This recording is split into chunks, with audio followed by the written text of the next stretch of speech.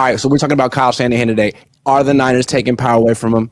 Mike Silver came out with a killer article today in The Athletic.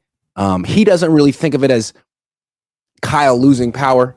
I don't really know how you want to phrase it, but it seemed like in the past, the Yorks in particular never said no to Kyle Shanahan. And it seems like this offseason is way different. There are constraints. There are limits. How do you interpret all of this? And do you think he's losing power? Times are changing. You know what I'm saying? I mean, you could shape it in a lot of different ways. You could say that, Kyle doesn't have final say.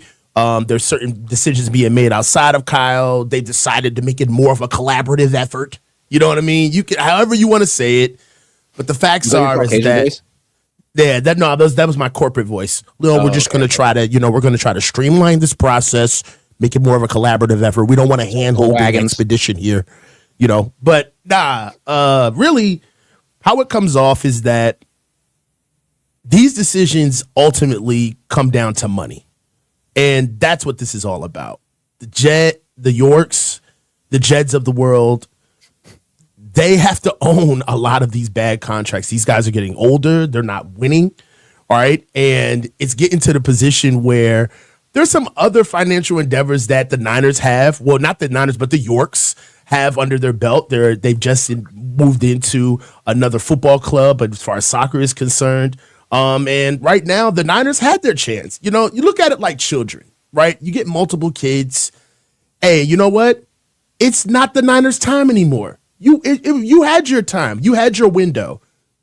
We all got in the car and went to school and pushed you off into graduation. All right? You had your time. Now, go be a productive member of society. It's time for your little brother to get the same type of attention. And the Niners have overstayed their welcome as far as mulligans are concerned. Like, I think moving on from here on out, you're going to see a lot of cause and effect directly when it comes to the Niners. Like, if players don't work out, they will be cut, right? Yep. There's no grace period anymore. I don't feel as though there is. Don't you feel like there's a little bit like reacting to what the Eagles did? I mean, the Eagles had a down season. They fired a bunch of coordinators. They kind of put the head coach on notice, and they came back and won the Super Bowl. So instead of firing Kyle, they fired a bunch of coordinators. And like, a big difference in the Niners and the Eagles is that the Eagles coach, say what you want about him, he just coaches. He's not involved in personnel decisions, financial decisions, play calling. He just is the head coach. And I think the Niners are looking at their team being like, you know what? Our head coach is everything. And he made some bad financial decisions last year. So why don't we just rein him in and give him one job? And we think he's really good at that one job. Only difference is the Eagles have Howie Roseman and the Niners have Parag Marathe.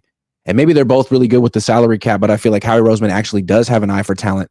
And I don't know that Parag Marathe does. So if it's more power for Parag, I'm not sure that that's necessarily the greatest thing in the world for the Niners, but it might not be bad. Might be better than Kyle, who just spends. Well, I see it a little differently, Grant. Okay. I don't look at it as them taking more off of his plate in order to elevate his skill set. I see it more as, hey, we're going to get our bang for our buck out of you. We propped you up. We paid you. You're the highest paid non-championship winning coach in sports, not just football. Okay. And we've done right by you. It's time for us to get to the business of the organization, which is making sure that we're viable. We've pushed and we've poured into your project of trying to get you to a Super Bowl. Now we're teetering on the side of malfeasance as an organization, overpaid guys, guys that continuously get hurt. We've got a $30 million a year receiver that we don't know what's going on with him, right? We've got used to be the highest paid running back in the league who's coming off of injury. And then we can go on and on with the players. I want to get to the point. Basically, what I believe is that the Niners are looking at Kyle's situation and saying, no, you're going to clean this up. We're going to fix these contracts. We're getting Parag back into the building to make sure that things move in the right direction fiscally. All right. And we're going to let you not struggle, but your skills are going to be your shield this season, not your players. We're not going to go out and get you this ready-made roster. One thing I wanted to touch on is that you brought up the Eagles, which is apt for this discussion, but there's a couple of things that are not congruent with this scenario.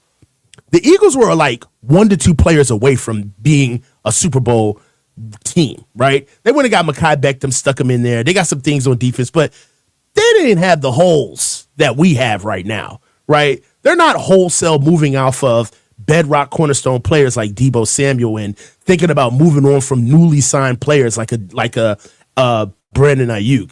I believe that the Niners, they're not regrouping. I mean, they're not reloading, they're regrouping.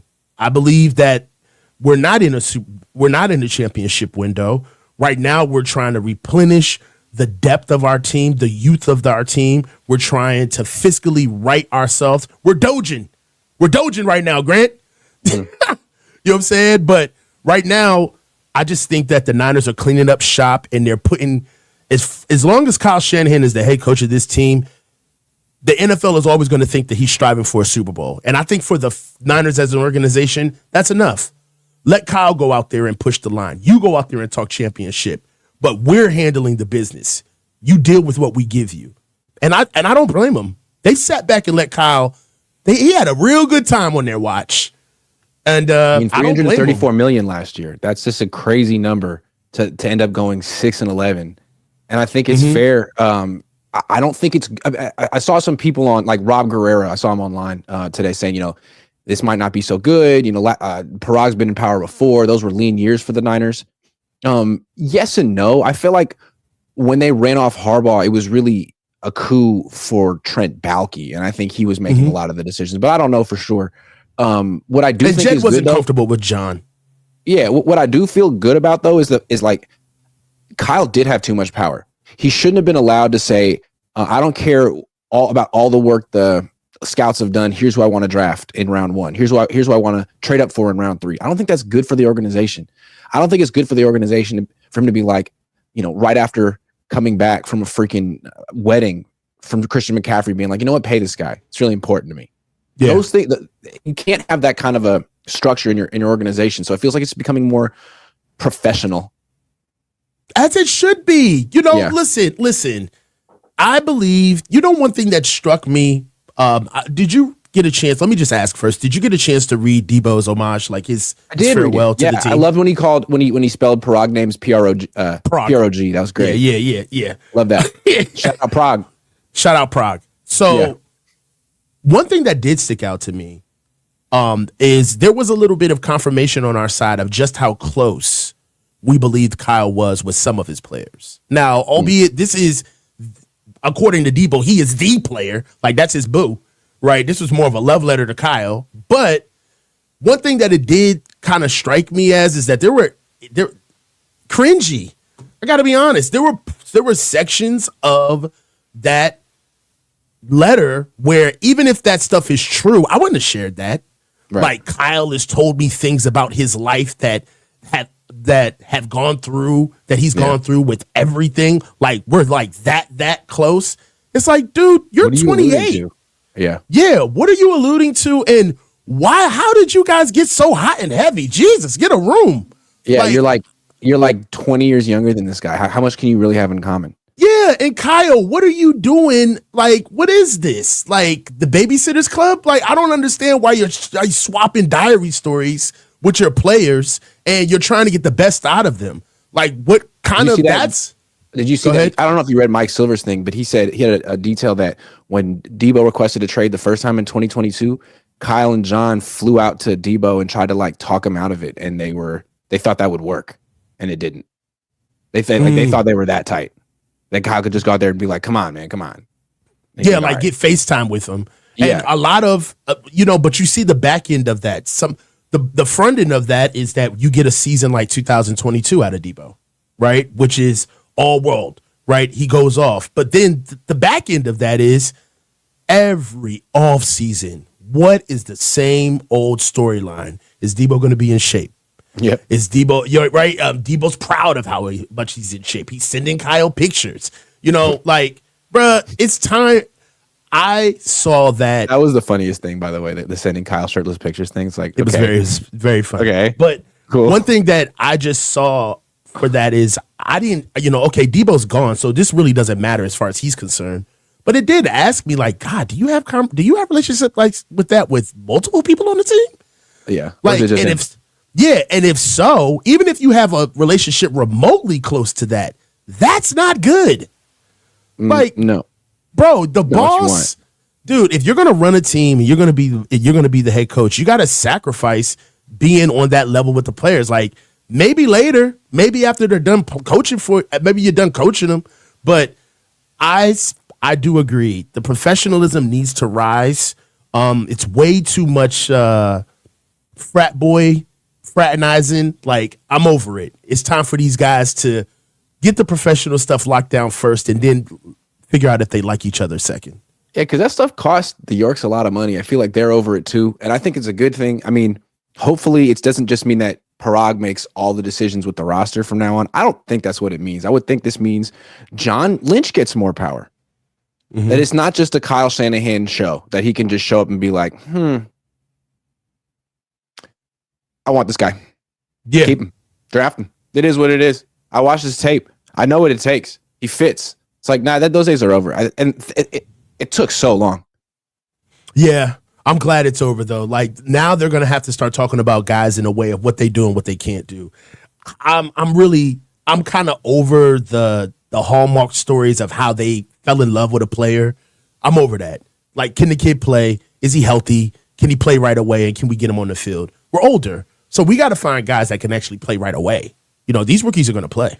All right, so I got a question for you. It seems like with a new sheriff in town, it could be Parag, it could be Denis. There's new marching orders in town, and it seems like the theme of the offseason is anybody can get it. The insiders keep saying, like, look, Deebo Samuel was one, but he may not be the last, and there's really no one's safe and anything's on the table. So let's go like player for player, guys who clearly could be in consideration for being traded to save money. And I want to get your take on where you think they could go, how likely you think it is that they could go, and how necessary you think it is that they should go.